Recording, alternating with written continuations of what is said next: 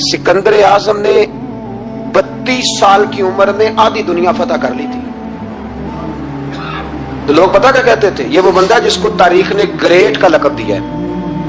Lucky नहीं कहते हम, कहते बड़ा लकी है भाई। लोग कहते थे ये मकनातीसी आदमी है, कभी नाकाम हुआ ही नहीं। सिकंदर आजम कभी नाकाम नहीं हुआ। जिस इलाके, और उम्र कितनी भाई, इतनी कम उम्र में इतनी दलेरी, आधी दुनिया फतह कर ली। मुल्तान से गुजर रहा था तो उसे एक तीर लगा। कुछ लोग कहते हैं यहां जेलम के पास लगा था, एक तीर लगा उसे। उसने कहा बंदा तलाश करो, किसी की इतनी जरूरत कि सिकंदर आजम को तीर मारा है, तलाश करो। जब ढूंढने लगे तो बंदा ना मिला, तो सिकंदर ने हुक्म दिया कि जिसकी आंख चमकती है उसे कत्ल कर दो। मर्द भी मारे, बच्चे भी मारे, बूढ़े भी मारे। तो लाके लोग कहने लगे इंसान कोई नहीं बचा। कहने लगा मैंने तुम्हें कहा था जिसकी आंख चमकती है कत्ल करो, बिल्लियां भी कत्ल करो। हो सकता है किसी बिल्ली ने मुंह में रख के फेंका हो, कुत्ते भी मार दो, कबूतर भी मार दो। हर चमकती वाली आंख उसने बंद कर दी। यूनान के करीब एक बस्ती का रहने वाला सिकंदर इराक के शहर बाबुल में था। मलेरिया बुखार हुआ, क्या कहते हैं हम, चंद टिक्कियों की मार है, दवाई खा लो ठीक हो जाएगा। मलेरिया बुखार हुआ, 32 साल, कुछ लोगों ने कहा नहीं 2 महीने कम, 33 साल उम्र हो चुकी थी। तो सिकंदर आजम जमीन पे बैठा है, एड़ियां रगड़ रहा है। मौत का झटका लगा, मौत का। हुए नामवर बेनिशां कैसे कैसे, जमीन खा गई नौजवान कैसे कैसे। जगह जी लगाने की दुनिया नहीं है, ये इबरत की जा है, कोई तमाशा नहीं है। एड़ियां रगड़ रहा है। 2 हफ्ते का सफर रह गया था, घर पहुंचने का। तो सिकंदर एक सूबे का, एक मुल्क का, एक छोटे से इलाके का सरबराह नहीं, सिकंदर आधी दुनिया फतह करने वाला। ब्लेड में रख के किसी ने हुकूमत नहीं दी, खुद मेहनत करके फतह की। लेकिन सिकंदर एड़ियां रगड़ता है, जोर जोर से जमीन पे मारता है और कहता कोई है जो मुझसे मेरी सारी सल्तनत ले ले और मुझे सिर्फ 2 हफ्ते की जिंदगी ले दे। मैं प्रदेश में नहीं मरना चाहता, घर मरना चाहता हूं। कोई मुझे 2 हफ्ते की जिंदगी, 2 हफ्ते की, कोई 2 हफ्ते मिट्टी दें, तू मिट्टी रहना एवं कादी बल्ले बल्ले। अज मिट्टी दे उत्ते बंदे आते, कल मिट्टी दे थल्ले का, कोई मुझे मोहलत ले दे। लेकिन रब का कानून है, जब वक्त आ जाता है फिर मोहलत। मेरे भाई अपनी जिंदगी ना आजिज़ी में, झोंक के, सादगी में, कोने में, दुनिया के प्रोटोकॉल खत्म होंगे। असल प्रोटोकॉल वो है जो अल्लाह कयामत के दिन अता फरमाएगा। मेरे नबी पाक ने फरमाया अमीर जो होंगे, अमीर वो चिमटियों की शक्ल में होंगे और गरीब अपने पैरों के नीचे उन्हें मसल के चले जाएंगे। ये वो वाले अमीर जो तकब्बुर करते थे, वरना तो अमीर हजरत उस्मान गनी भी हैं, हजरत अब्दुर्रहमान इब्न औफ भी हैं, हजरत सुलेमान अलैहिस्सलाम भी।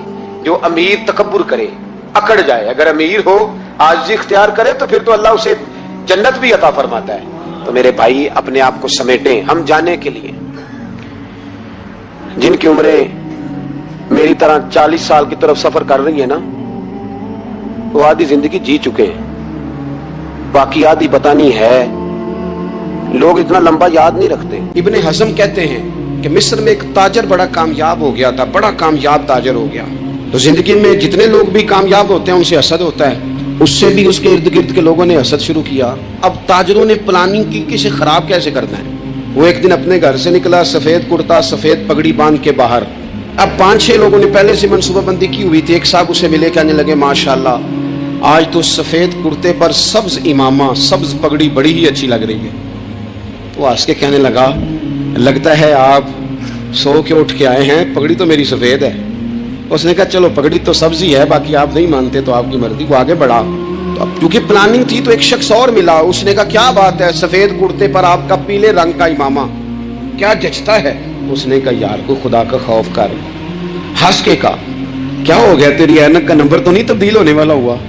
और भाई मैंने तो सफेद कुर्ता और सफेद इमामा बांधा है। अब 2-3 लोगों की दफा तो वो मुस्कुराया, लेकिन वो ढेर सारे लोगों ने मनसूबाबंदी की थी। वो जब चौथे के पास गया तो उसने भी कहा कि क्या बात है सफेद कुर्ते पर पीले रंग के इमामे की। उसने कहा पीला कहाँ है। अब वो गुस्से होने लगा। अब वो छठे के पास गया तो उसने कहा जनाब क्या बात है सफेद कुर्ता और काला इमामा। अब वो गुस्से में इतना बावला हुआ कि पहले हंसा फिर रोया, फिर उसे समझ ना आई कि दुकान का ताला किस चाबी से मैंने खोलना है। बस वो शाम हुई तो उस बेचारे को बच्चों ने रोड़े मारने शुरू कर दिए।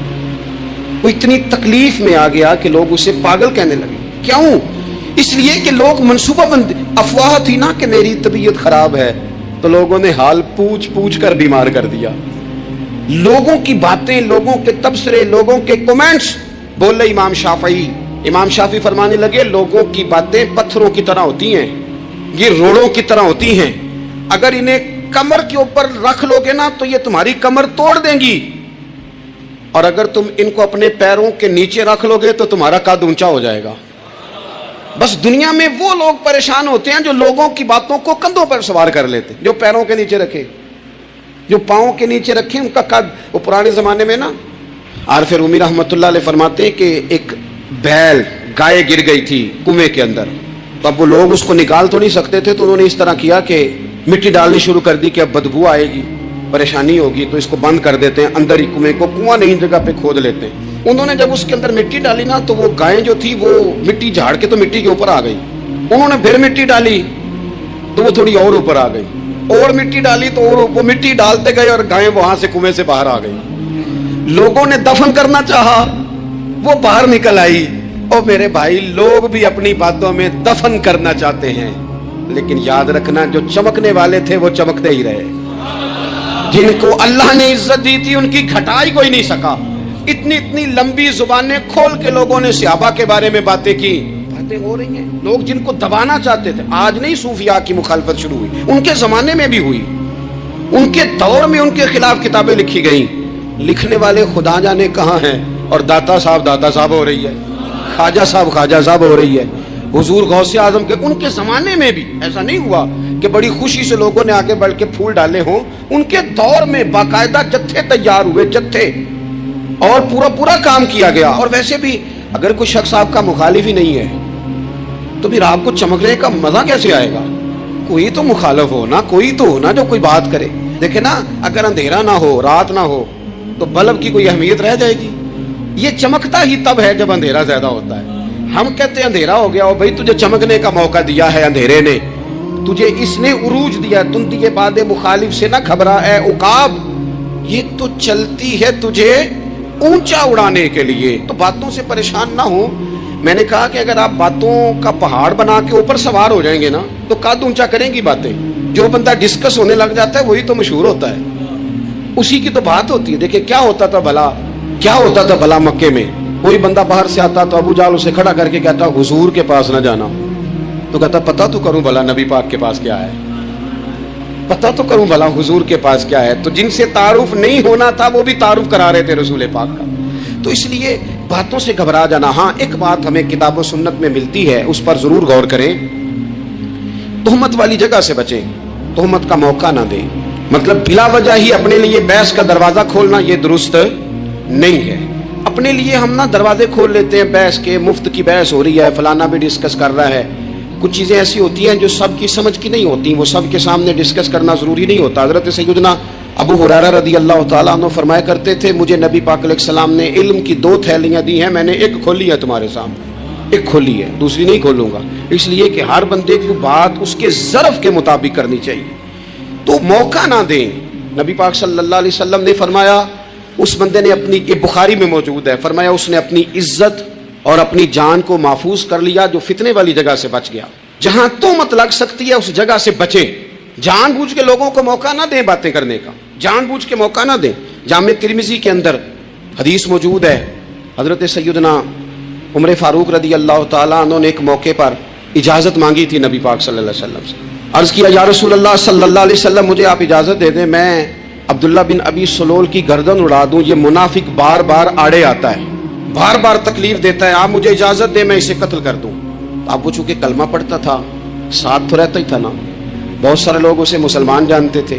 تو حضرت سیدنا عمر فاروق رضی اللہ تعالیٰ عنہ نے اجازت چاہی، کہ یا رسول اللہ صلی اللہ علیہ وسلم اگر آپ مجھے اجازت دے دیں، یہ ترمذی میں موجود ہے، یعنی آپ اس جگہ سے بچیں جہاں تہمت لگ سکتی ہے، جہاں بلا وجہ کسی شخص کو شر پھیلانے کا موقع مل سکتا ہے. یا رسول اللہ مجھے اجازت دے میں عبداللہ بن ابی سلول کی گردن اڑا دوں.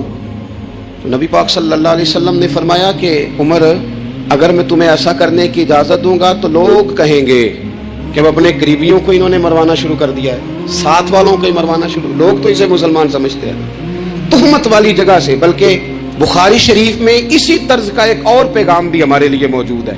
یہ جو حرم شریف آج ہمارے سامنے ہے نا، بیت اللہ شریف، اس میں ایک پیچھے مقام ہے جس کو حتیم کہا جاتا ہے، یہ خانہ کعبہ کا حصہ ہے۔ حضور صلی اللہ علیہ وسلم کے اعلان نبوت سے پہلے جب قریش مکہ نے اسے تعمیر کیا نا دوبارہ سے، تو انہوں نے چندے کا کوئی اس طرح کا مزاج بنایا تھا کہ اس بندے سے پیسے لینے ہیں جس کے بالکل ہی جائز ہو۔ اس ترتیب سے انہوں نے خانہ کعبہ کی تعمیر کی کہ پھر وہ ساری تعمیر نہ کر سکے، حتیم باہر رہ گیا۔ نبی پاک صلی اللہ علیہ وسلم نے ایک دن فرمایا، بخاری میں موجود ہے، حضور فرمانے لگے، عائشہ اگر تمہاری قوم جاہلیت کے قریب نہ ہوتی، کیونکہ ابھی قریب جاہلیت چھوٹی ہے نا، ابھی لوگوں نے کلمہ پڑھنا شروع کیا ہے، فرمایا اگر یہ جاہلیت کے قریب نہ ہوتے تو میں کعبے کو انہی بنیادوں پر دوبارہ بنا دیتا جن بنیادوں پر حضرت ابراہیم علیہ السلام نے بنایا تھا۔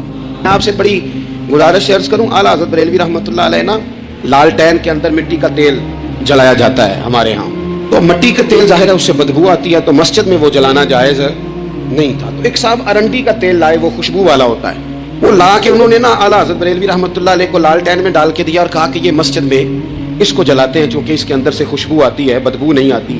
تو وہ جو شرعی عذر ہے نا، حضور نے فرمایا کہ جمعے والے دن غسل کر کے آؤ تاکہ کسی کے پسینے سے ایک دوسرے کو تکلیف نہ ہو، کچا لہسن پیاز کھا کے مسجد آنا اس لیے منع کر دیا گیا کہ منہ کی بدبو سے تکلیف ہو، تو مسجد میں کوئی ایسی چیز جو بدبو کا باعث بنے منع ہے۔ اب انہوں نے وہ تیل لا کے لالٹین میں ڈالا جس سے خوشبو آتی تھی اور لالٹین بھی روشن ہوتی تھی۔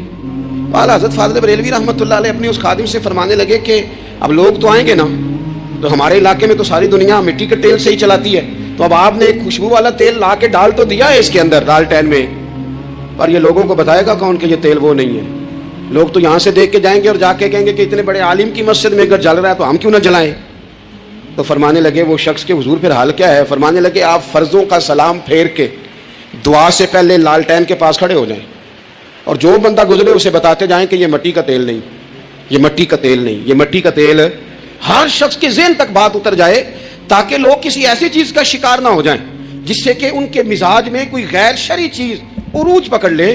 تو میرے عزیز، ہم نہ کچھ بدگمانیاں لوگوں کے اندر لوگ ڈالتے ہیں۔ ہمارے ہاں بالخصوص پاکستان میں جب سے سیاسی فرقہ واریت شروع ہوئی ہے، سیاسی، ہماری قوم کا مزاج اتنی بری طرح خراب کیا گیا ہے۔ ہمارے نوجوان بچے جو بڑے سنجیدہ پڑھے لکھے، ان کی گفتگو اپنے سیاسی مخالف کے بارے میں اتنی لوز کر دی گئی ہے، اتنی کمزور کر دی گئی، اتنی خوفناک کر دی گئی ہے کہ اس طرح تو کبھی نہیں ہوا تھا۔ یہ مزاج جو لوگوں کو دیا جا رہا ہے، قومیں اپنے اخلاق کے طور پر زندہ رہتی ہیں، بد اخلاقیاں کبھی بھی انسانوں کو اونچا کر سکتی، پیچھے رہ جاتے ہیں لوگ۔ تہذیب کسی سوسائٹی کا حسن ہوتا ہے، اور اگر ایک سیاسی مخالف کے لیے آپ کا یہ والا مزاج بن جائے، اپنے سیاسی قد کو اونچا کرنے کے لیے آپ ان چیزوں کا سہارا لیں، یہ درست نہیں ہے۔ اخلاقی رویے میں کہوں گا کسی بھی سیاسی جماعت سے وابستگی ہے وہ 100% رکھے جو اس کی سمجھ میں آتی ہے، لیکن اپنے اخلاقی مزاج کو کبھی کمزور نہ ہونے دیں، اخلاقی رویہ کبھی کمزور نہ ہونے دیں۔ یہ کیسے ہو سکتا ہے؟ دیکھیں، ابو جہل، ابو لہب، عتبہ، عتیبہ، شیبہ، وہ وہی باتیں کر سکتے تھے جو ان کے مزاج کی تھیں، جو آج تک لوگ کسی بھی دیندار کے بارے میں کرتے ہیں۔ تو انہوں نے وہی باتیں آ کے کی تھی جناب ابو طالب کے ساتھ۔ انہوں نے کہا تھا کہ اگر معاذ اللہ ان کو دولت چاہیے تو ہم دیتے ہیں۔ بڑے سے بڑے مخلص آدمی پر آج لوگ دعویٰ نہیں کرتے کہ دولت کے لیے لگا ہوا ہے، انہوں نے کہا دولت چاہیے تو دیتے ہیں، اگر کسی خاتون سے نکاح کرنا چاہتے ہیں تو کرا دیتے ہیں، سرداری چاہیے تو دے دیتے ہیں۔ اب یہ سوچ ہی اتنی ہے، اس سے آگے جاتی نہیں۔ وہ معاذ اللہ حضور کے بارے میں اور بھی باتیں کرتے، یہ شاعر ہیں، یہ جادوگر ہیں، یہ فلاں ہیں، لیکن میرے نبی پاک علیہ الصلوۃ والسلام نے کبھی بھی ان کی ذاتی زندگی کو ڈسکس نہیں کیا، کبھی نہیں کیا۔ ابو جہل شراب پیتا تھا، لیکن حضور نے کبھی سوسائٹی میں یہ بات لوگوں کے سامنے بیان نہیں کی۔ وہ لوگوں کے پیسے دبا لیتا تھا، کئی جگہوں پہ حضور نے پیسے نکلوا کے دیے، لیکن جگہ جگہ گلی گلی کھڑے ہو کے حضور نے یہ نہیں فرمایا کہ یہ اس طرح کا ہے۔ آپ اپنے مخالفین کے بارے میں ضرور کلیم کریں، ثبوت کے ساتھ ضرور بات کریں، یہ ضروری ہے، لیکن آپ کا رویہ اتنا گھرا ہوا نہیں ہونا چاہیے کہ لوگ سمجھیں کہ یہ قوم تو اخلاق سے ہٹ گئی ہے۔ آپ اختلاف کریں، لیکن اختلاف کے بھی آداب ہوتے ہیں، اس ادب کے دائرے کے اندر رہ کے۔ صحابہ کے بیچ بھی رائے کا اختلاف ہو جاتا ہے، ہو جایا کرتا ہے، حضور اس اختلاف کو قبول کرتے، بھئی ہو جاتا ہے رائے کا اختلاف اپنوں میں، لیکن اس کے اندر انسان توہین پہ اتر آئے، اس کا لہجہ اس طرح کا ہو جائے جس طرح کی بازاری گفتگو کی جاتی ہے، تو محسوس ہوتا ہے کہ یہ تربیت کا فقدان ہے۔ یہ لہجے باوقار لوگوں کے نہیں ہوا کرتے، لہجے کو کبھی برا نہ ہونے دیں، انداز کو۔ لوگ آپ کو چھیڑیں گے، اپنی جگہ پہ کھینچ کے لانے کی کوشش کریں گے، بڑا کچھ لوگ کریں گے، لیکن آپ اپنی جگہ سے آپ تبدیل نہیں ہوں گے۔ آپ کہیں گے یار میرا ایک معیار ہے، میری ایک حیثیت ہے، میں اپنی حیثیت چھوڑ سکتا میں اپنی حیثیت نہیں چھوڑ سکتا. ہر بندے کو آپ ڈسکس کریں گے. تو تہمت والی جگہ سے ضرور بچیں, بدگمانی سے ضرور بچیں, لیکن ہر شخص کو اس کے معیار کے مطابق ادھر کا جواب دینا یہ باوقار لوگوں کا سٹیٹس نہیں ہوتا. وہ کہتے ہیں جا بات کر, جا کے تو کون ہوتا ہے, تیری بات کرے اب ہم ہر شخص کے منہ لگیں, یہ کیسے ہو سکتا ہے؟ مسلم شریف میں اس آیہ کریمہ کا شان نزول ہے. میرے نبی کریم علیہ السلام کے کاشانہ نور پہ ایک بڑا ہی نصیبوں والا مہمان آ گیا. اس کے لب و لہجے میں اور اس کے آنے میں محسوس یہ ہوتا تھا کہ بھوکا ہے, کھانا چاہتا ہے. حضور علیہ الصلوۃ والسلام فوراً ازواج مطہرات کے گھروں میں یہ پیغام دیا کہ کچھ کھانے کو ہے تو بھیجا جائے.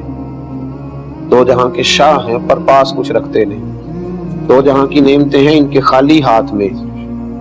جواب یہ آیا کہ یا رسول اللہ صلی اللہ علیہ وسلم, وہ جو آپ کا فقر اختیاری ہے نا, اس کے سبب سے کئی دنوں میں گھر میں کھانا نہیں پکا. محبوب دو عالم صلی اللہ علیہ وسلم نے صحابہ کے اجتماع پہ نظر ڈالتے ہوئے فرمایا, کون ہے جو میرے مہمان کو لے جائے اور اسے کھانا کھلائے؟ کیا لذت والے جملے ہیں کہ مہمان میرا ہے اور کوئی لے جائے اور اسے کھانا کھلائے. حضرت ابو طلحہ رضی اللہ تعالیٰ عنہ, مزے کی بات یہ ہے کہ وہ زیادہ مالدار آدمی نہیں تھے, غریب آدمی تھے. بڑی مزیدار ہوتی ہے وہ سخاوت, جو سخاوت نہیں ہوتی قربانی ہوتی ہے, جو سخاوت نہیں ہوتی احسار ہوتا ہے, جو دوسرے کو ترجیح دی جاتی. اس طرح کے لوگ بڑی مزیدار زندگی گزارتے ہیں. میں کہا کرتا ہوں کہ احسار بہت اعلیٰ اخلاق کا نام. حضرت ابو طلحہ رضی اللہ تعالیٰ عنہ نے فوراً عرض کی, یا رسول اللہ صلی اللہ علیہ وسلم, اگر یہ خدمت میرے نصیب میں آئے نا تو اپنے آپ کو بڑا ہی خوش قسمت سمجھو کہ آپ کا مہمان ہو اور کھانا میں کھلاؤں. حضرت ابو طلحہ رضی اللہ تعالیٰ عنہ مہمان کو ساتھ لے کر کے نا تو گھر گئے. بیوی سے پوچھا, کھانا ایک مہمان کے لیے چاہیے؟ اس نے کہا تھوڑا سا ہے جو بچوں کے لیے اور آپ کے لیے. تو بیوی بھی جناب ابو طلحہ کی تھی نا, خاوند کا مزاج سمجھتی تھی. حضرت ابو طلحہ نے فوراً کہا کہ بچوں کو بہلا کر سلا دو, اور میں اور تم بھی کسی طریقے سے رات گزار لیں گے, پر یہ مہمان مصطفیٰ کریم کے, یہ مصطفیٰ کریم کے مہمان ہیں, نبی کریم کے مہمان ہیں. مانگیں گے مانگے جائیں گے, منہ مانگی پائیں گے. میری سرکار میں نہ لا ہے نہ حاجت اگر کی ہے, پر میں یہ حضور کے مہمان ہیں, ان کو دینا ہے, کھلانا ہے. بچوں کو, پھر غور کرنا بات پر, بچوں کو. انسان اپنی بھوک برداشت کرتا ہے پر اپنے بچوں کی بھوک اس سے برداشت نہیں ہوتی. بچوں کو بہلا کرنا, سلا دیا, اور جب بچے سو گئے تو میرے نبی کریم صلی اللہ تعالی علیہ وسلم کے اس صحابی نے اپنی بیوی کو بھی بات سمجھائی. تب اس رنگ یہ ہے کہ خاتون نے نا کھانا دسترخوان پہ چنا, اور پھر ترتیب اس طرح کی دونوں میاں بیوی نے بنائی کہ تم اس طرح کرنا, کسی طریقے سے چراغ بند کر دینا, کیونکہ کھانا تو ایک آدمی پیٹ بھر کے بمشکل کھا سکے گا. چراغ کو بند کرنا, چشم تصور میں بات لائیے گا. اور مہمان کے ساتھ بیٹھ کر کھانا بھی سنت ہے. کھانا چن دیا گیا. حضرت ابو طلحہ رضی اللہ تعالیٰ عنہ کی زوجہ اٹھی اور کسی کام کے بہانے چراغ کو بجھا دیا. دونوں میاں بیوی ہاتھ ہلاتے رہے. یہ باتیں ہم کر لیتے ہیں, سن لیتے ہیں, کبھی ان کا ذائقہ تو لیا کریں, اس کی ذرا لذت تو محسوس کرے کہ بچے بھوکے سلا دیے, وہ دسترخوان پہ بیٹھے, ہاتھ بھی ہل رہے ہیں, منہ بھی ہل رہا ہے. لوگ اداکاریاں کرتے ہیں لوگوں کو اپنا بنانے کے لیے, اداکاریاں کرتے ہیں, اور یہاں یہ لوگ کیا کر رہے ہیں, یہ رسول اللہ کو راضی کرنے کے لیے آ گئے, نبی کریم کو راضی کرنے کے لیے. اور اپنی بھوک دیکھیں نا, لوگ رو کے کہتے ہیں پیسہ ہوتا ہے تو رو کے کہتے ہیں میرے پاس نہیں ہے, میرے پاس نہیں ہے, میں کچھ نہیں دے سکتا. اور ان کے پاس نہیں ہے پھر بھی کہہ رہے ہیں کہ لے لو, ہم تو دینا چاہ رہے ہیں, خود بھوکے سو لیں گے. میرے نبی کریم علیہ السلام کے غلام نے مہمان کو پیٹ بھر کے کھانا کھلایا. اور جب آپ اخلاص والا معاملہ کرتے ہیں نا, احسار والا معاملہ کرتے ہیں, تو پھر آپ کو دنیا سے ڈگری لینے کی ضرورت نہیں پڑتی. پھر وہ کمزور آدمی ہے جو یہ سوچتا ہے کہ مجھے لوگوں سے تھوڑی ڈگری لینی چاہیے, لوگ میری تعریف کریں کہ میں بڑا سخی ہوں. حضرت ابو طلحہ فرماتے ہیں رات مہمان کو کھانا کھلایا, سو گئے.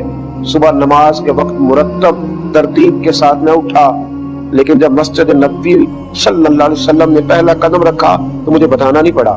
نبی کریم علیہ السلام نے فرمایا ابو طلحہ, تیرا اور تیری بیوی کا رات والا عمل خدا کو بھی بڑا پسند آیا ہے, اور محمد مصطفیٰ کو بھی بڑا ہی پسند آیا صلی اللہ علیہ وسلم, بڑا پسند آیا ہے عمل رات.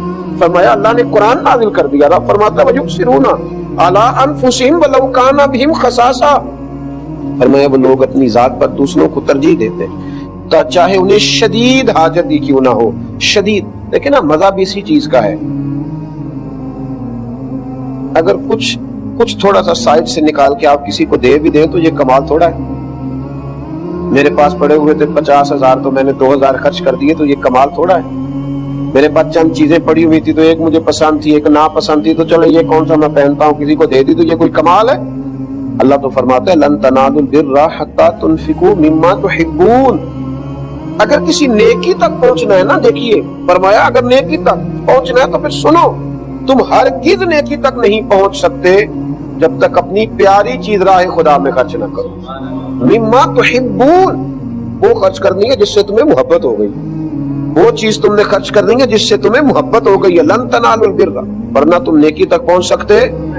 ٹھیک ہے تم اپنے دل کو مطمئن کر لو، اپنے آپ پہ راضی ہو جاؤ کہ میں نے یہ کر لیا ہے، لیکن تم خیر تک نہیں پہنچ سکتے. اگر نیکی تک پہنچنا ہے تو پھر تو اپنی محبوب چیز پیاری چیز اللہ کے راستے میں خرچ کرنی ہوگی. میرے نبی کریم علیہ الصلوۃ والسلام نے ارشاد فرمایا، حضرت عمر حدیث کے راوی ہیں، ابن حبان میں موجود ہے، فرمایا جس شخص نے اپنی خواہش کو روک لیا، دل میں جذبہ تھا خواہش تھی پر اس نے اس کو روک لیا، جس نے اپنی خواہش کو روک کر اپنے نفس کو روک کر اپنے بھائی کی ضرورت پوری کر دی تو محبوب فرماتے ہیں اللہ اتنا راضی ہوتا ہے کہ اس احسان کرنے والے کی بخشش ہی فرما دیتا ہے. رب اسے معاف فرما دیتا ہے، اس کے گناہ معاف کر دیتا ہے کہ میرا بندہ سمجھ کے اس نے اس طرح کا رویہ کیا. میرا بندہ دیکھیں نا، خواہشات کہاں نہیں ہوتی، خواہش کہاں نہیں ہوتی. یہ نفس تو ایک ایسا گھوڑا ہے کہ آپ اس کی ایک بات مانیں تو سمجھ لیں کہ ایک لگام اس کی ڈھیلی ہو گئی، پھر یہ فٹافٹ دوسری بھی ڈھیلی کرنے کی کوشش کرتا ہے، ایک کے بعد دوسری، دوسری کے بعد تیسری. خواہشات تو وہ انسان کے نفس کا وہ پیالہ ہے جو کبھی پر نہیں ہوتا. تھوڑا تھوڑا اپنی خواہشات کو روک کر اگر احسار کیا جائے، اگر کوشش کی جائے کہ چلے بہت زیادہ اپنے ہی آپ کو سنوارتے رہنا، اپنے ہی گھر کو ضرورت کا کام ضرور کریں، باقی کوشش کریں تھوڑا سا بچ جائے اور اس غریب کو بھی میسر آ جائے، اس غریب کو بھی جس بیچارے کے پاس اپنی چھت بھی موجود نہیں، گھر کی صرف اس کو سجانے سنوارنے میں کروڑوں روپیہ لگانے کی بجائے اگر کسی کی جھونپڑی کا بندوبست کر دیا جائے، گاڑی صرف اس لیے بدلنے کی بجائے کہ ماڈل پرانا ہو گیا ہے، اگر کسی شخص کے آنے جانے کے اسکول کے کرائے کا ہی بندوبست کر دیا جائے تو میرے بھائی کس قدر زیادہ لوگوں میں پیار بٹے گا. لیکن ہمارے ہاں یہ ہوتا ہے کہ جو کسی کے پاس آتا ہے وہ اسے اپنا سمجھتا ہے اور اپنے اوپر خرچ کرنا ضروری جانتا ہے، تھوڑی تھوڑی قربانی دینا، تھوڑا سا خواہشات کو دیکھیں نا، بڑی معروف بات ہے لیکن کبھی اگر آپ اس کا مزہ لینا تو مزہ بڑا شاندار ہے. گوشت جن گھروں میں کم پکتا ہے، جن غریبوں کے ہاں کبھی کبھی آتا ہے، وہاں بڑی لذت سے کھایا جاتا ہے. مدینے کے اندر کچھ علاقوں میں غربت تھی، گوشت آئے اور کبھی آئے تو بڑی جو ہے وہ لذت کے ساتھ استعمال ہوتا ہے. نبی پاک علیہ السلام نے بھی فرمایا اپنے گوشت کی خوشبو سے اپنے پڑوسیوں کو تکلیف نہ دینا. کیا لفظ ہے، کبھی ان کا اثر اور کبھی ان کا سرور محسوس کریں. گوشت کی خوشبو سے اپنے پڑوسیوں کو تکلیف نہ دینا. میرے ایسا فرمایا کرتے تھے کہ روز پھل کھانے ہیں نا تو چھلکے پڑوسی کے دروازے کے آگے نہ پھینکنا، کہیں ان کے بچے بھی ضد نہ کریں یہی والا پھل ہم نے بھی کھانا ہے. پتہ نہیں بیچارے کباب لا کے دے سکتا ہے کہ نہیں لا کے دے سکتا. تو ایک بکری کی سری ایک صحابی نے کسی کے گھر میں بھیجی. اب یہ کبھی کبھی گوشت آیا ہے ہاتھ میں تو وہ پکتا ہے، اس کی ایک لذت ہے، اس کا ایک سرور ہے، وہ کھانا تھوڑا زیادہ کھایا جاتا ہے. اس کے گھر میں جب سری آئی ہے اس دل میں خیال آیا یار میں تو غریب ہوں ہی، یہ جو میرے ساتھ میں پڑوسی رہتا ہے نا مجھے اس کے حال کا پتا ہے. آج ہمیں پڑوسی کی بیوی اور اس کے بچوں کی حرکتوں کا پتا ہوتا ہے پر ان کی غربتوں کا پتا نہیں ہوتا. یہ پتا ہوتا کہ آنا جانا کس کا ہے لیکن وہاں بیمار کتنے، کمزور کتنے، پریشان کتنے یہ نہیں پتا ہوتا. مجھے خبر تو ہے کہ میرے پڑوسی کے بچوں کو کتنا دیر ہو گئی گوشت نہیں کھایا، تو اس نے نا سری ساتھ والے پڑوسی کے گھر میں بھیج دی. جب اس کے گھر میں آئی تو ماں باپ نے میٹنگ کی، بچوں کو بٹھایا، کہا تحفہ تو ہمیں ملا ہے، کھا تو ہم سکتے ہیں لیکن تمہیں پتہ ہے ہمارے ساتھ والے گھر میں کچھ بیمار لوگ بھی رہتے ہیں، تو بیمار کو اگر تھوڑا سا گوشت کا شوربہ پینے کو ملے گا تو اس کی دل کو تسلی ہوگی. بکری کی سری تیسرے گھر میں گئی، تیسرے نے چوتھے کے گھر میں بھیج دی، چوتھے نے پانچویں کے اور پانچویں نے چھٹے نے. اور جب چھٹے نے اس کو دیکھا تو اس نے کہا یار دیکھو گوشت تو گھر میں آ ہی جاتا ہے لیکن نیکی کا موقع کبھی کبھی ہاتھ آتا ہے، کسی اور کو نہ دے دوں. اس نے دوبارہ پلٹ کے نا ساتویں کو دے دی اور جب ساتویں کہتی آئی تو اس نے دیکھی اوہو تو بڑے سارے گھروں میں ہو کے آئی ہے. ایک محدث نے تو یہاں کمال جملے لکھے ہیں، وہ کہتے ہیں اس نے پھر بھی اکیلے نہیں کھائی، اکیلے نہیں کھائی. اس نے بیوی سے کہا اس طرح کرو اس کو پکاؤ تو شوربہ ذرا زیادہ کرنا، ساتوں گھر مل کے ہی کھائیں گے. اس کا شوربہ ذرا زیادہ پکانا، ساتوں گھر مل کے کھائیں گے، تھوڑا تھوڑا کھا لیں گے، ذرا مل کے کھا لیں. میرے بھائی تھوڑا سا احسار کا مزاج بن جائے نا، آپ یقین کریں احسار کا مزاج بن جائے تو بہت ساری غربتیں ویسے ہی تقسیم. میرے صاحب رحمۃ اللہ تعالیٰ نے فرمایا کرتے تھے کہ بیٹا جب اللہ تمہیں زیادہ پیسے دینے لگتا ہے نا تو ہو سکتا ہے کہ اس میں تمہارے غریب بھائی کا بھی اس نے کچھ حصہ بھیجا ہو، اور جب اگلے مہینے تمہیں تھوڑے سے اور زیادہ عطا کرے تو ہو سکتا ہے تمہاری بیمار بہن کا بھی اس میں حصہ ہو، اور فرمایا جب اس سے اگلے مہینے تمہیں کچھ اور تھوڑے زیادہ دینا تو ہو سکتا ہے تمہارے کسی غریب دوست کا بھی اس میں حصہ ہو. جب یہ نظریہ ہوگا نا کہ میں دیتا جاؤں گا تو عرش کا مالک بھی مجھے نوازتا جائے گا، تو پھر انسان کے اخلاق بڑی بلندیوں پہ جاتے ہیں. میں نے شروع میں کہا یہ وہ والی نیکی ہے جو روح کو صبر کراتی ہے، جو ٹھنڈک دیتی ہے، جو محبت فراہم کرتی ہے. دیکھیے نا کمال کی بات بخاری مسلم میں صحابہ کرام علیہ رضوان تشریف فرمائے. حضرت سہل بن سعد رضی اللہ تعالیٰ عنہ فرماتے ایک عورت آئی اور وہ نبی پاک علیہ السلام سے کچھ عرصہ پہلے نا اجازت لے کے گئی تھی کہ یا رسول اللہ صلی اللہ علیہ وسلم میرا دل کرتا ہے آپ کے لیے ایک چادر نہ بنا کے لاؤں، ایک کرتا نہ بنا کے لاؤں. ایک قمیض وہ بنا کے لائی، اس نے بڑے خوبصورت نقش و نگار کیے، حضور کے لیے بنا کے لانا تھی. اس نے بڑی محبت کی، اس نے بڑے پریم سے، بڑی ریت سے، بڑی مٹھاس سے، جانے کتنا درود پڑا ہوگا، جانے کس قدر وہ راضی ہوئی ہوگی، یعنی وہ لمحے اس پر کتنے سکون کے گزرے ہوں گے کہ اپنے نبی کے لیے تیاری کر رہی. کبھی اماں بیٹے کے لیے ٹوپی بنائے نا تو اماں سے پوچھو اس کا رنگ ڈنگ کیا ہوتا ہے، اور جو اپنے مصطفیٰ کریم کے لیے تیاری کرے وہ بڑی محبت سے لائی، بڑے پریم سے لائی اور بڑے ادب سے پیش کی. حضور میں لائی ہوں، میرے محبوب بھی بڑا ہی بھلا دینے والے ہیں، محبتوں کا جواب بڑی محبتوں سے دینے والے ہیں. نبی رحمت علیہ الصلوۃ والسلام اسی وقت اندر گئے، اسی وقت جب وہ قمیض بنا کے لائی. اندر جا کے حضور علیہ السلام نے جو کرتا پہنا تو اس کو اتارا، اور جو نئی قمیض وہ صحابیہ بنا کر کے لائی تھی حضور نے فوراً پہن لی اور پہن کر صحابہ کے بیچ آئے. صحابہ کے بیچ جیسے ہی حضور آئے نا تو ایک صحابی، بعض شارحین نے نام لکھا ہے کہ غریب صحابی نہیں، حضرت عبد الرحمن ابن عوف تھے، مالدار آدمی، حضور کی طرف دیکھ کر کے عرض کرنے لگے حضور کتنی پیاری لگ رہی، ایسے لگتا ہے کپڑا بھی آپ کے لیے بنایا گیا. حضور کیا انداز ہے، کیسے فٹ آئی ہے وجود اطہر پر، کیا بات ہے محبوب، بڑی پیاری. تو حضور فرمانے لگے تمہیں زیادہ پسند آ گئی ہے، زیادہ پسند ہے؟ ہاں. فوراً اللہ کے محبوب اندر ہے. دیکھنا یہ خاصا مشکل کام ہوتا ہے. میں نے کہا کہ چیز کوئی پرانی ہو جائے تو بٹتی ہے، نہیں ہو پھر ہمیں پسند ہو اور پھر زمانہ تعریف کرے اور اس کو کسی کو دے دیا جائے، اتنا آسان نہیں ہوتا. لیکن قربان جاؤں محبوب تیری اداؤں پہ. قریب محبوب اندر تشریف لے گئے اور اندر سے حضور علیہ الصلوۃ والسلام نے، وہ خاتون تو جا چکی تھی خوش ہو کے کہ حضور نے پہن لی، محبوب نے پھر پرانا کرتا پہنا اور نئی کو طے کر کے نا جناب عبد الرحمن ابن عوف کے ہاتھ میں تھمایا اور حضور دوبارہ حجرے میں چلے گئے. تو لوگوں نے کہا عبد الرحمن یہ تم نے کیا کیا، تم دیکھتے ہو حضور کی کرتا نور پر پیوند کتنے لگے ہوئے. حضور تو قبول ہی نہیں فرماتے. صحابہ کرام جب کہتے ہیں تو کسی پر بوجھ بننا پسند ہی نہیں فرماتے. تو آج اگر محبوب نے قبول فرمایا، تم نے طلب کر لیا، تمہیں ایسا نہ کرنا چاہیے تھا. جناب عبد الرحمن نے بھی جو جواب دیا وہ بھی بڑا کمال ہے، رو پڑے، فرمانے لگے تمہارا کیا خیال ہے، پہننے کے لیے لی ہے، یہ تو حضور کے وجود سے لگ گئی ہے. اب مرتے وقت گھر والوں کو وصیت کروں گا کہ اس میں مجھے کفن دے دیا جائے. پس مردن فرشتوں نے جو تلاشی لی تو کیا نکلا، فقط ایک دل کے گوشے سے خیال مصطفیٰ نکلا.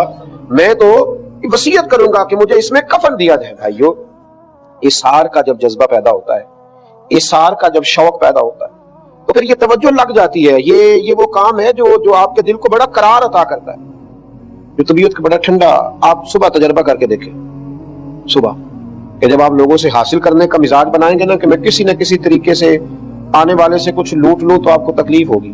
اور اگر ذہن بن جائے نا کہ میری وجہ سے کسی کا فائدہ ہو جائے تو اللہ تعالیٰ روح کو سکون عطا فرمائے گا، آنکھوں کو ٹھنڈا کرے گا، سکون دے گا. اور جب یہ ذوق پیدا ہوتا ہے نا تو پھر صرف اپنے بچے نظر نہیں آتے، پھر سب کے بچے اپنے بچے ہی محسوس ہوتے ہیں. پھر ہر غریب کا بچہ پیارا لگتا ہے.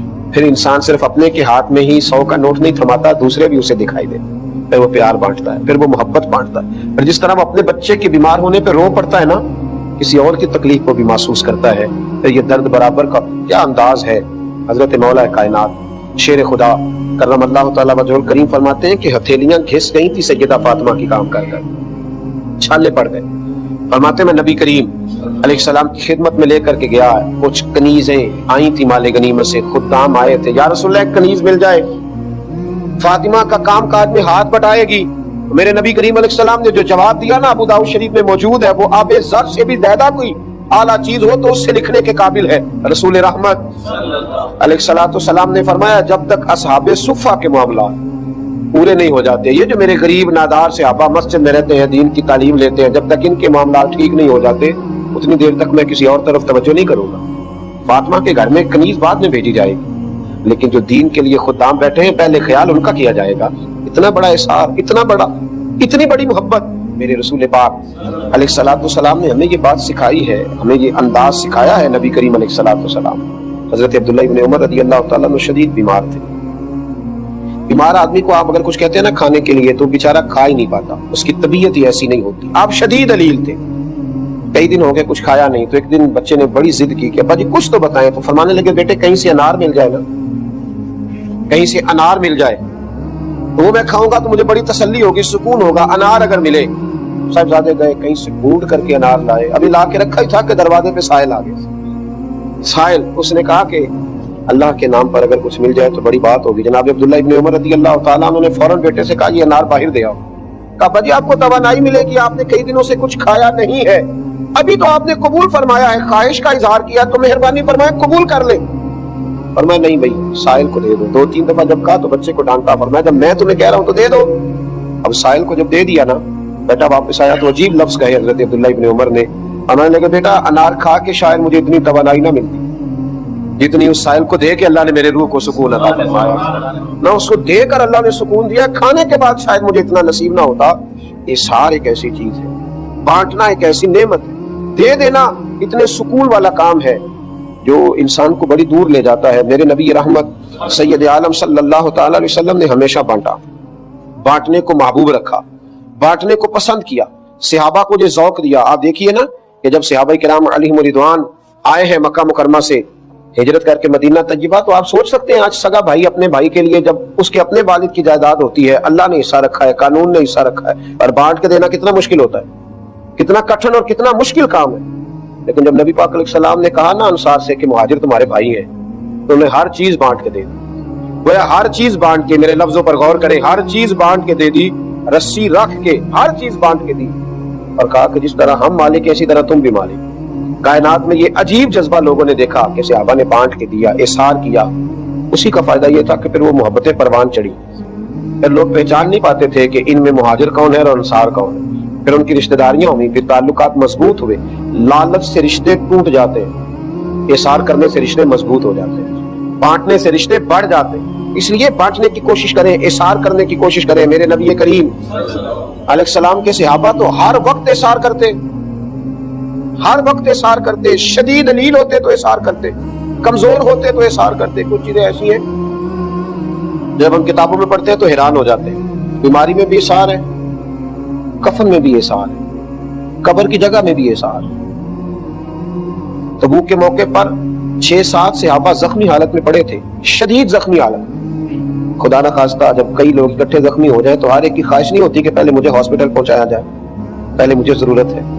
تو ایک صحابی کہتے ہیں کہ میں پانی لے کے نا زخمیوں کے پاس گیا, ایک زخمی کرا رہا تھا, اس کو کہا پانی پی لو. تو اس نے کہا یار میرے اندر تو قوت برداشت ہے, لیکن جو ساتھ میرا بھائی صحابی لیٹا ہے نا اس کو زیادہ ضرورت ہے. کہتے ہیں جب اس تک پانی لے کے گیا تو اس نے کہا میں برداشت کر لوں گا, ساتھ والا بوڑھا ہے اور زخم بھی زیادہ ہے. کہتے ہیں جب اس تک پانی لے کے گیا تو اس نے مجھے چوتھے تک بھیج دیا. چوتھے کے پاس گیا تو وہ کہنے لگا وہ ان چاروں نے جس کا کلمہ پڑھا ہے نا میں نے بھی اسی رسول کا پڑھا ہے, میرے اندر بھی وہی جذبہ ہے. اگلے کو تو یعنی زخمی حالت میں, زخمی حالت میں. اب تک ان باتوں کو صرف سنا جائے گا اور ہم یہ شوق نہیں پیدا کریں گے کہ یہ کام کر لینا چاہیے. کہا میں 7 تک لے کے گیا, اور جب میں 7ویں کے پاس کھڑا تھا تو وہ ہچکیاں لے رہے تھے موت کی, اور مجھے کہہ رہے تھے کہ وہ پہلے کو پانی پلا دے, وہ زیادہ کمزور ہے. کہتے میں پانی لے کے پہلے کے پاس آیا تو روح پرواز کر گئی, دوسرے کے قریب آیا تو جنت کی طرف سفر مکمل ہو گیا, تیسرے کے پاس آیا تو شہادت کا درجہ مل گیا, چوتھے کے پاس آیا تو وہ بھی درود و سلام پڑھتا.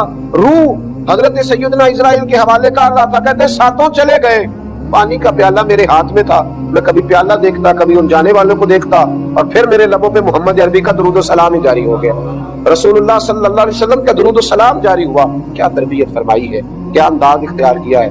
اگر آپ زیادہ توجہ فرمائیں میرے سننے والے تو ایک خاص بات, حضرت امیر حمزہ رضی اللہ تعالیٰ عنہ کی شہادت پر نبی پاک علیہ السلام بڑے ہی پریشان ہوئے تھے, حضور بڑے روئے تھے. 70-72 لوگوں کی شہادت ہوئی تھی, اور نبی پاک علیہ السلام نے حضرت امیر حمزہ رضی اللہ تعالیٰ عنہ کی میت مبارک کو جسد اطہر کو سامنے رکھ لیا اور ہر جنازے کو حضور فرماتے یہاں لا کے رکھو. جنازہ رکھا جاتا تو حضور جنازہ پڑھاتے, پھر دوسرا جنازہ پڑھاتے, تیسرا. 70 لوگوں کا جنازہ پڑھا اور حضرت امیر حمزہ کی میت مبارک پڑی رہی. یعنی ان پر 70 مرتبہ میرے نبی نے نماز جنازہ ادا فرمائی. ان کا وجود کاٹ دیا تھا کفار نے, کاٹ دیا. حضرت صفیہ جو حضور کی پھپھو ہیں, حضرت زبیر بن عوام کی والدہ, وہ دوڑی ہوئی آئیں اپنے بھائی کو دیکھنے کے لیے. نبی کریم علیہ السلام نے کہا حضرت زبیر سے, ماں کو روکو, یہ بہن ہے, یہ بھائی کا یہ روپ نہیں دیکھ سکیں گی, آنکھیں نکل گئی ہیں, کان کاٹ دیے گئے, یہ بہن ہے, اسے دیکھا نہیں جائے گا. حضرت صفیہ نبی کریم علیہ السلام سے عرض کرنے لگی, جو امیر حمزہ سے آپ کا پیار تھا اسے بھی میں جانتی ہوں, اور اگر آپ نے دیکھ لیا تو میں بھی دیکھ ہی لوں گی, اور میرا بھائی تو اللہ کے راستے میں گیا ہے, اسے تو شہادت کی موت ملی. پھر قریب آئیں اور قریب آ کے کھڑے ہو کے کہا, اللہ اس قربانی کو قبول فرما, اللہ ان کے درجات بلند فرما. 2 چادریں کفن کی, کفن کے لیے 2 چادریں. یہ اسلام پر غربت کا زمانہ ہے, کفن کا کپڑا بھی میسر نہیں. 2 چادریں حضرت صفیہ لائیں اور کہا کہ میرے بھائی کو اس میں کفن دے دو. حضرت زبیر بن عوام فرماتے ہیں نبی کریم علیہ الصلوۃ والسلام جب کفن دینے لگے تو قریب ایک اور صحابی تھے, ان کی لاش بھی پڑی تھی جن کو کفن میسر نہیں تھا. تو محبوب فرمانے لگے, مجھے گوارا نہیں ہوتا کہ چچا کو تو کفن دے دو, تو میرا یہ صحابی بغیر کفن کے چلا جائے, اس کو کفن دے دوں اور یہ بغیر کفن کے چلا جائے. 2 چادریں, ایک بڑی ہیں ایک چھوٹی ہے, دونوں کے قد بڑے ہیں, اب کیا کیا جائے. میرے مصطفیٰ کریم علیہ السلام نے فرمایا قرآن اندازی کرو, قرآن ڈالو. تو کہتے ہیں قرآن ڈالا کہ کون سی چادر کس کو دینی ہے, تو بڑی چادر اس صحابی کے نام نکل آئی. دیکھو تاریخ عالم نے یہ نظارے بھی دیکھے کہ حضرت امیر حمزہ کے حصے میں چھوٹی چادر آئی, یہ احسار میرے نبی پاک کا, کفن میں بھی احسار, کفن میں بھی, کفن میں بھی. وہاں زخموں میں احسار ہے, یہاں کفن میں احسار.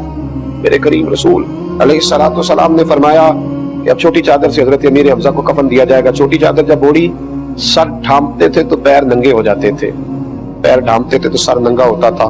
محبوب نے فرمایا سر ڈھانپ دو اور پیروں پہ گھاس ڈال دو, اور میرے چچا کی قبر بند کرو, اللہ انہیں جنت کا لباس عطا فرمانے والا ہے, جنت کا. یہاں تک احسار ہوتا تھا, یہاں تک گویا کفن ڈالنے میں بھی احسار. اور میں نے جو بات کہی نا کہ قبر میں بھی احسار کرتے تھے. امیر المومنین خلیفۃ المسلمین, اس امت کا بہت بڑا ہیرو حضرت عمر فاروق رضی اللہ تعالیٰ عنہ, زخم لگ گیا, احساس ہو گیا کہ اب شاید وصال ہو جائے گا. اپنے صاحبزادے سے کہنے لگے سیدہ عائشہ صدیقہ کے پاس جائیں. گنبد خضرا میں 3 قبروں کی جگہ ہے, ایک میں حضور کی تدفین ہوئی, ایک میں حضرت ابو بکر ہے, ایک جگہ باقی ہے سیدہ عائشہ صدیقہ نے جگہ اپنے لیے رکھی ہوئی. کتنی بڑی جگہ ہے جو گنبد خضرا میں موجود ہے. حضرت عمر کے صاحبزادے گئے, جا کے کہا اما جی ابا جی کا آخری وقت ہے, اگر آپ اجازت دیں تو حضور کے گنبد میں دفن ہونا چاہتے ہیں. جناب عائشہ رو پڑی, کہنے لگی کوئی قبر کا احسار تو نہیں نہ کرتا, اور قبر کی وہ جگہ جو گنبد خضرا میں ہو جہاں نبی کریم علیہ السلام کے جلوے ہوں. لیکن عمر سے کہنا تم نے اسلام کی بڑی خدمت کی ہے, میں قبر کی جگہ کی بھی قربانی دیتی ہوں, میں احسار کرتی ہوں, میں دیتی ہوں وہ جگہ. میرے بھائی انہوں نے روزی روٹی میں صرف احسار نہیں کیا, انہوں نے تو زخموں کی حالت میں بھی احسار کیا, کفن کے کپڑوں میں بھی احسار ہوتا رہا, قبر کی جگہوں پر بھی احسار ہوتا رہا. احسار اتنی بڑی نیکی ہے جو آپ کو بڑے بلند اخلاق تک پہنچائے گی, جو آپ کا روحانی قد اونچا کرے گی, جو آپ کا اخلاقی قد اونچا کرے گی, جو آپ کی طبیعت کے اندر نور کا فروغ کرے گی. اور بھی بڑی ساری نیکیاں انسان کرتا ہے, لیکن یاد رکھنا جو نیکی آپ کو اڑان عطا کرے گی وہ احسار والی نیکی ہے. اپنی چند خواہشات چھوڑ کر نہ کسی اور کو دینے کی طرف توجہ کریں, پھر دیکھیں رب کریم آپ کی روح کو کتنا سکون عطا فرماتا ہے. آخر دعوایا ان الحمد للہ رب العالمین.